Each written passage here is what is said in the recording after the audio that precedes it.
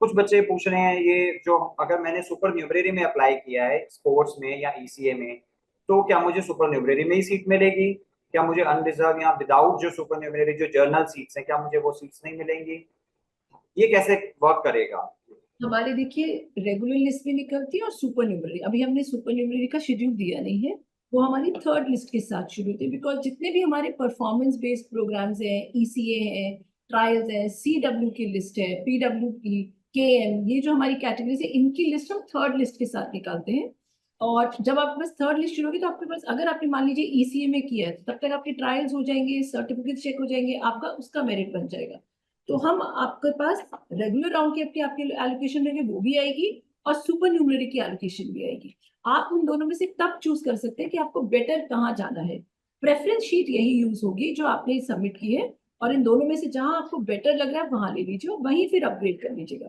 तो दो राउंड में जहां मिल रहा है आपको वहां भी आएगा, रेगुलर राउंड में भी आपका नाम आएगा, और आपका सुपर न्यूमरी में भी आएगा। अभी सुपर न्यूमरी और ट्रायल्स के शेड्यूल बहुत जल्द हम नोटिफाई कर देंगे। जो बच्चे ईसीए और स्पोर्ट्स वाले हैं उनको बहुत जल्दी है इस चीज की कि हमारे ट्रायल कब होंगे, अब कब हमारे ट्रायल्स होंगे, कब हमारे जो परफॉर्मेंस बेस्ड ट्रायल्स हैं या स्पोर्ट्स के ट्रायल्स हैं वो कब होंगे, क्या उसकी डेट होगी, इसके रिगार्डिंग कुछ वो अपडेट? सीखने के लिए, जैसे अभी थोड़ी देर पहले मैम ने बताया भी था कि उसका एडमिशन्स हम थर्ड राउंड के साथ करते हैं। तो उसके जो ट्रायल्स होंगे उसका अभी शेड्यूल वेबसाइट पे अनाउंस होना है। तो स्टूडेंट्स जो भी इनमें लेना चाहते हैं वेबसाइट को रेगुलरली चेक करते रहें, और उस पर शेड्यूल अनाउंस होगा और उसको ध्यान से देखें और उस जगह पे उस समय रिपोर्ट करें, क्योंकि ट्रायल्स एक बार हो जाते हैं तो ट्रायल्स दोबारा नहीं हो सकते। तो ये चीज उनको ध्यान रखनी है कि ट्रायल मिस नहीं करना है, क्योंकि अगर ट्रायल मिस कर दिया फिर उनको उस कैटेगरी में बहुत ही मुश्किल होगी एडमिशन लेने में, क्योंकि ऑफ कोर्स ट्रायल के सारे नंबर तो लूज कर देंगे। सो ये उनको ध्यान रखना। आई थिंक हाँ ईसीएस को बहुत जल्दी, हाँ बहुत जल्दी शेड्यूल आ जाएगा। और अक्सर बच्चे ये भी पूछते हैं कि किस कॉलेज में क्या ईसीए है, तो वो लिस्ट भी कॉलेज की वेबसाइट पे देख लें, नहीं तो हम हमारी वेबसाइट पे भी डली हुई है, वहां पे भी देख सकते किस कॉलेज में किस ईसीए में कितनी सीटें हैं, ये सब वेबसाइट पे हमारी डली हुई है। आप यूजी एडमिशन के अंदर ईसीए स्पोर्ट्स के टैब में जाएंगे तो आपको सीट मैट्रिक्स दिख जाएगा। और एक इंफॉर्मेशन और है, इस बार हमने पिछले साल हमने एक वेलफेयर स्कीम के अंदर एक कैटेगरी शुरू की थी, ऑर्फन्स की।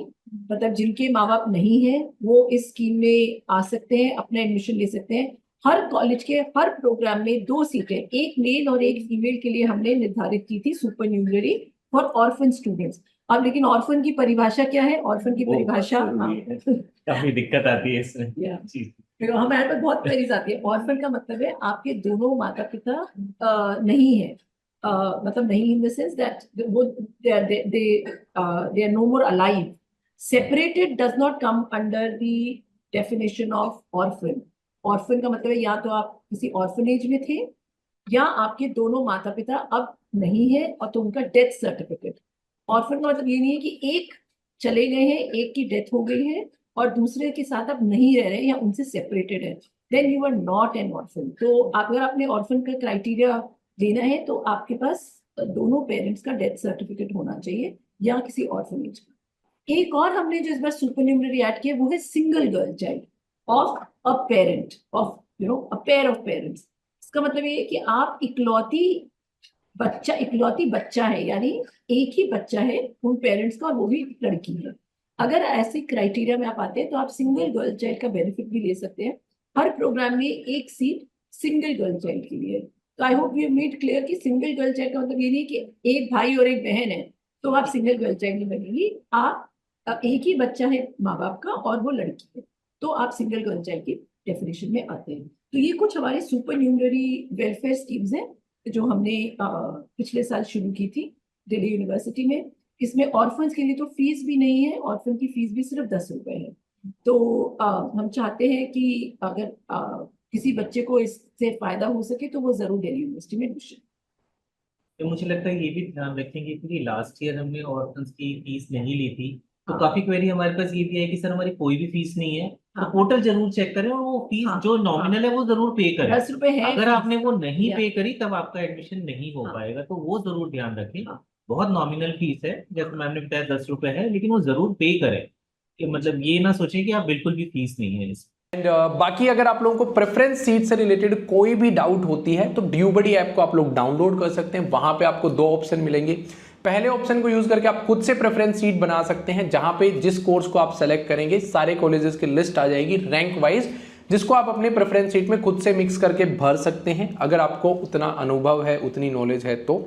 दूसरा ऑप्शन है पर्सनल काउंसलिंग का, जिसमें 1-on-1 आप बैठे हैं गूगल मीट पे, इधर हमारे जो टीम है वो बैठी होगी, वो आपके साथ कनेक्ट करेगी। आपको फ्यूचर में यूपीएससी करना है, एसएससी करना है, एमबीए करना है, मास्टर्स करना है, किस चीज़ में इंटरेस्ट है, घर वाले क्या बोलते हैं, कौन से कोर्सेज को कहाँ पे रखना चाहिए, वो सारी टेंशन हमारी टीम आप लोगों के लिए जो है हैंडल कर रही होगी। आप अपने इंटरेस्ट बताएंगे, उस वे में आपकी प्रेफरेंस लिस्ट जनरेट करने में आपकी जो है टीम हेल्प कर रही होगी। तो वो पर्सनल काउंसलिंग का ऑप्शन होगा। दोनों ऑप्शंस आपको ड्यूबडी ऐप पे मिलने वाले हैं, तो ऐप को डाउनलोड करो, जा करके यूज करो। एंड आई थिंक बहुत सारे लोग बोलेंगे काउंसलिंग सेशंस, वो एक ग्रुप सेशन लेंगे जिसमें 200-300 बच्चों को भरेंगे, खत्म, फिर उसके बाद वो कभी नहीं मिलेंगे आपसे। तो हम लोग क्या कोशिश करते हैं कि हम 1-on-1 बच्चे को जो है हेल्प प्रोवाइड करें। तो अगर आप देख लो ग्रुप वाला चाहिए या 1-on-1 चाहिए, प्राइस दोनों के मतलब हमारा पर्सनल काउंसलिंग का प्राइस कम मिलेगा as compare to group counselling. Check कर लेना, आप कंपेयर कर लेना, be the smart buyer, note की मैं जो बोल रहा हूँ वो सही है या फिर वो जो बोल रहे हैं वो सही है।